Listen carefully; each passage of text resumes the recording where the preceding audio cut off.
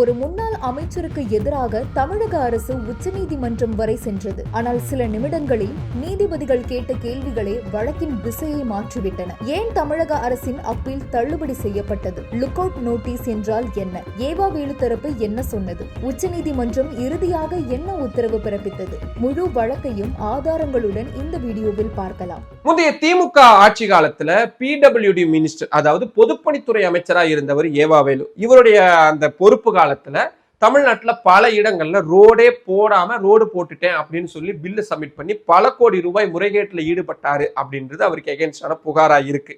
இந்த விஷயத்த முதல்வர் விஜய் தலைமையிலான தமிழக வெற்றி கழகம் அரசு அமைஞ்சதுக்கு அப்புறமா தூசி தட்டி லஞ்ச ஒழிப்புத்துறைக்கு ஆர்டர் போடுறாங்க. லஞ்ச ஒழிப்புத்துறையும் ஏவா வேலு சம்பந்தமான முக்கியமான இடங்கள் எல்லாம் ஆய்வு அப்படின்றது பண்றாங்க, சோதனை அப்படின்றத பண்றாங்க. மீன்வெல் கேப்ல லஞ்ச ஒழிப்புத்துறை என்ன பண்றாங்கன்னா ஏவா வேலுவுக்கு எகென்ஸ்டா லுக் அவுட் நோட்டீஸ் அப்படின்றத ப்ரொடியூஸ் பண்றாங்க, கொடுக்குறாங்க. அதாவது தேடப்படும் நபர் அப்படின்னு ஒருத்தர் அறிவிக்கிறதுக்காக தான் இந்த லுக் அவுட் நோட்டீஸ் அப்படின்றது பிறப்பிக்கப்படுது. என்ன ஆயிடுச்சுன்னா, கரெக்டா லஞ்ச ஒழிப்புத்துறை ஏவா வேலுவுடைய வீட்டுல சோதனை பண்ண போறாங்க அப்படின்னு அந்த இன்ஃபர்மேஷன் கிடைச்ச உடனே ஏவா வேலு சிங்கப்பூருக்கு சிகிச்சைக்காக போயிடுறாரு. ஆனா ஏவா வேலு தரப்பு என்ன சொல்றாங்கன்னா, இது நான் ஏற்கனவே டிசைட் பண்ணியிருந்த ட்ரீட்மெண்ட் டைம் தான், இது சம்பந்தமா நான் லஞ்ச ஒழிப்புத்துறைக்கும் என்னுடைய இன்ஃபர்மேஷன்ஸ் எல்லாம் கொடுத்துட்டேன், ஆனாலும் கூட உள்நோக்கத்தோட தான் இந்த லுக் அவுட் நோட்டீஸ் அப்படின்றது என்னை அசிங்கப்படுத்தணும் அப்படின்றதுக்காக தான் பிறப்பிச்சிருக்காங்க அப்படின்றது அவருடைய தரப்பு வாதங்களா இருக்கு. இது வெறும் வாதங்களா மட்டும் சொல்லாம சென்னை ஹைகோர்ட்டுக்கும் அவரு கேஸா ஃபைல் பண்றாரு. சென்னை ஹைகோர்ட் இந்த கேஸை விசாரிச்சுட்டு லுக் அவுட் நோட்டீஸ்ல கொடுக்க வேண்டிய அவசியம் இல்லை, ஒரு முன்னாள் அமைச்சர் எப்படி இருந்தாலும் விசாரணைக்கு வரப்போறேன்னு இந்த நீதிமன்றத்திலும் சொல்லிட்டாரு, ஸோ அதனால தேவையில்லை, அவரு ஜூலை 15ஆம் தேதி அதாவது இன்னைக்கு அவர் ஆஜராகணும் அப்படின்ற ஒரு உத்தரவை மட்டும் போட்டு அந்த லுக் அவுட் நோட்டீஸை இன்ட்ரீமா ஸ்டே பண்ணிடுறாங்க, இடைக்காலமா நிறுத்தி வச்சிடுறாங்க. இதுல கொஞ்சம் அஃபண்ட் ஆயிடுறாங்க, தங்களது அந்த கௌரவம் குறைஞ்சிட்டு தான் நினைக்கிறாங்க முதல்வர் விஜய் தலைமையிலான அரசு. உடனடியா அவசரமா உச்ச நீதிமன்றத்தில் அப்பீல் அப்படின்றத ஃபைல் பண்றாங்க. அந்த கேஸ் இன்னைக்கு உச்ச நீதிமன்றத்துடைய நீதிபதிகளா இருக்கக்கூடிய விக்ரம்நாத் மற்றும் சந்தீப் மேத்தா ஆகியோர் அடங்கிய அமர்வு முன்னாடி விசாரணைக்கு வருது. இதுல நீதிபதி விக்ரம்நாத்தை பொறுத்த வரைக்கும் டக்குன்னு கோபப்படக்கூடியவர், ஆனா பொறுமையா கேஸை கேட்பாரு. ஆனா சின்ன மிஸ்டேக் நடந்தாலும் பட்டன்னு பொறிஞ்சு தள்ளிடுவாரு. அவருடைய நீதிமன்றத்துக்கு முன்னாடி போய் வழக்கறிஞர்கள் ஆஜராகிறக்கே கொஞ்சம் பயப்படுவாங்கன்னு கூட வச்சுக்கலாமே, அப்படியான ஒரு நீதிபதியா இருக்கக்கூடியவர். அவரு முன்னாடி தான் இந்த கேஸ் வருது. தமிழ்நாடு அரசு சார்பா காங்கிரஸ் கட்சியுடைய மூத்த தலைவராகவும் மாநிலங்களவை உறுப்பினராகவும் இருக்கக்கூடிய அபிஷேக் மனு சிங்வி மூத்த வழக்கறிஞர் அவர் போய் ஆஜராகிறார். என்ன இன்ட்ரெஸ்டிங்கான விஷயம் அப்படின்னா, இவர் இதுக்கு முன்னாடி திமுக ஆட்சி காலத்துல தமிழ்நாடு கவர்மெண்ட் சம்பந்தமான முக்கியமான வழக்குகளுக்கு இவர் தான் ஆஜராகிட்டு இருந்தார்.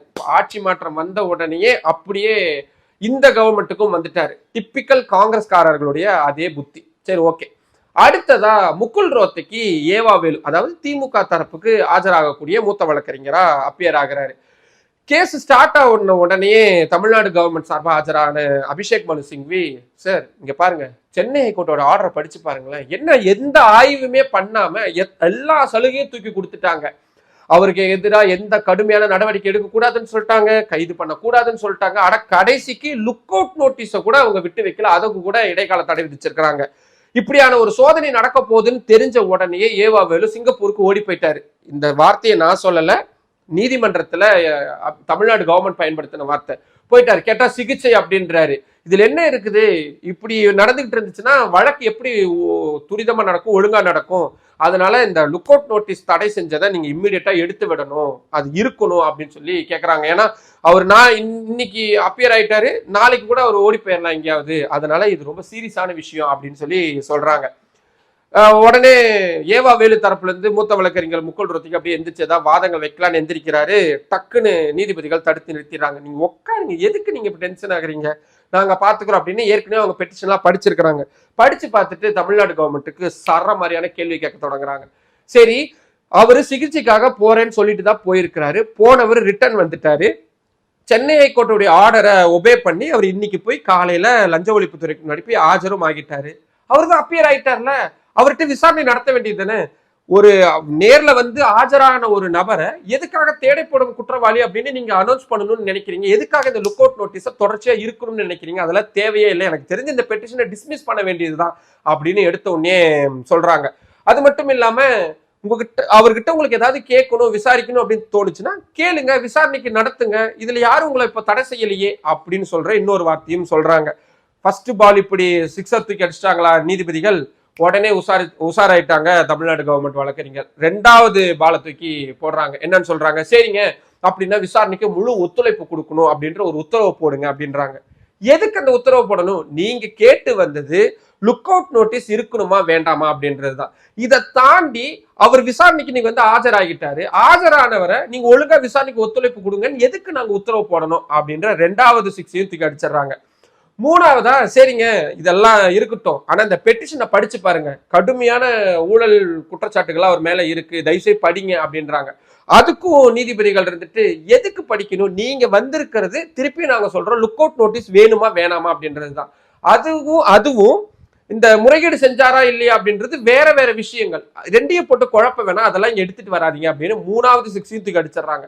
4வதா கடைசியா நம்ம ஒரு யாக்கரை இறக்கி பார்ப்போம் அப்படின்னு முடிவு பண்ண தமிழ்நாடு கவர்மெண்ட் வழக்கறிஞர், சரிங்க அப்படின்னா ஏவாவோட பாஸ்போர்ட்டை ஒப்படைக்கணும்னு ஒரு உத்தரவு போடுங்க அப்படின்றாங்க.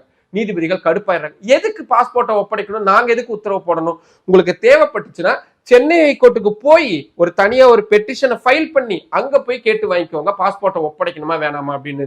போனவர் ரிட்டர்ன் வந்துட்டாரு, வந்தவர்கிட்ட நீங்க இந்த மாதிரியான விஷயங்களா கேட்கறது ஏன்னு எங்களுக்கு புரியல அப்படின்னு சொல்லி மனுவை தள்ளுபடி செய்யறோம், டிஸ்மிஸ் பண்றோம் அப்படின்னு அனௌன்ஸ் பண்ணிடுறாங்க. ஸோ தமிழ்நாடு அரசு தொடர்ந்த மேல்முறையீட்டு மனு தள்ளுபடி அப்படின்றது செய்யப்படுது. இதுக்கப்புறம் தான் ஏவாவேலு தரப்பு, நீங்க நல்லா கவனிச்சீங்கன்னா இவ்வளவு நடக்குது, ஏவாவேலு தரப்புல இருந்து யாருமே எதுவுமே பேசல, ஏன்னா நீதிபதிகளை தேவையே இல்லைன்ட்டாங்க. அப்படியே பொறுமையா எந்திரிச்ச ஏவாவேலு தரப்பு வழக்கறிஞர் முகுல் ரோத்தகி, ஆட்சி மாற்றம் ஏற்பட்டிருக்கு, நான் ஒரு முந்தைய அமைச்சர், முன்னாள் அரசுல இருந்த ஒரு அமைச்சர், இதெல்லாம் இப்பதான் ஸ்டார்ட் ஆயிருக்கு, இந்த கேம் எல்லாம் எங்களுக்கும் தெரியும், நாங்க வந்து இதுக்கு தயாரா தான் இருக்கிறோம் அப்படின்னு ஒரு வார்த்தையை சொல்றாரு. இதை கேட்ட பக்கத்துல இருந்த நீதிபதி சந்தீப் மெத்தா சிரிச்சுக்கிட்டே, எதுக்கு இவ்வளவு ஃபீல் பண்றீங்க, நீங்க ஆட்சி காலத்துல இருந்தப்போ இதைத்தானே பண்ணிக்கிட்டு இருந்தீங்க, ஸோ உங்களுக்கு அது திருப்பி வருது, நான் வேணா ஒரு ஃப்ரீ லீகல் அட்வைஸ் கொடுக்கட்டுமா, நீங்க வந்து எல்லாத்துக்கும் ப்ரிப்பேரா இருங்க, அவங்க கூப்பிடுறாங்களா, நீங்க தப்பு பண்ணலையா போய் அப்பேர் ஆகுங்க, போய் உங்களுடைய தரப்பு வாதங்களை சொல்லுங்க, கைது பண்ணணும்னு நினைக்கிறாங்களா ஜாமீனுக்கு போங்க, மற்றபடி புலம்புறதெல்லாம் செய்யாதீங்க, நீங்க ஒரு பொலிட்டிஷியனா இருக்கீங்க, இது எல்லாத்தையும் நீங்க ஃபேஸ் பண்ணி தான் ஆகணும், போய் நீங்க விசாரணைகளுக்கு முழுமையா ஒத்துழைப்பு கொடுக்கறத பாருங்க அப்படின்னு சும்மா ஜஸ்ட் அப்படியே போற போக்குல அப்படியே சொல்றாங்க. ஒரு மாதிரி திருப்பி ஹீட்டட் ஆர்கியூமெண்டா ஆரம்பிக்குது. தமிழ்நாடு கவர்மெண்ட்ல இருந்து ஏதோ சொல்ல வராங்க, இல்ல எல்லாம் கேட்டு முடிச்சாச்சு, எல்லாருமே கிளம்புங்க அப்படின்னு சொல்லி கேஸை முடிச்சு வச்சிடறாங்க நீதிபதிகள்.